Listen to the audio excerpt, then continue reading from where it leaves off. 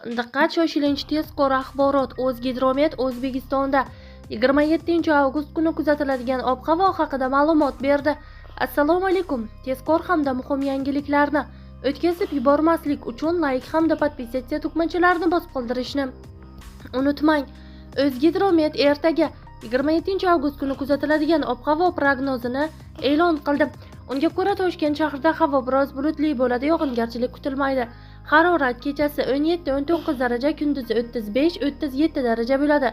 Qoraqalpog'iston Respublikasi Xorazm viloyatida havo biroz bulutli, ba'zi joylarda o'zgaruvchan bo'ladi, yog'ingarchilik kutilmaydi. Harorat kechasi 17-22 daraja, kunduzi 33-38 daraja bo'ladi. Buxoro va Navoiy viloyatlarida havo biroz bulutli bo'ladi, yog'ingarchilik kutilmaydi. Harorat kechasi 18-23 daraja, kunduzi 33-38 daraja bo'ladi. Toshkent, Sirdaryo, Jizzax, Samarqand viloyatlarida havo biroz bulutli bo'ladi, yog'ingarchilik kutilmaydi. Harorat kechasi 16-21 daraja, kunduzi 32-37 daraja bo'ladi. Qashqadaryo va Surxondaryo viloyatlarida havo biroz bulutli bo'ladi, yog'ingarchilik kutilmaydi. Harorat kechasi 18-23 daraja, kunduzi 35-40 daraja bo'ladi. Andijon, Namangan, Farg'ona viloyatlarida havo biroz bulutli bo'ladi, yog'ingarchilik kutilmaydi. Harorat kechasi 16-21 daraja, kunduzi 32-37 daraja bo'ladi.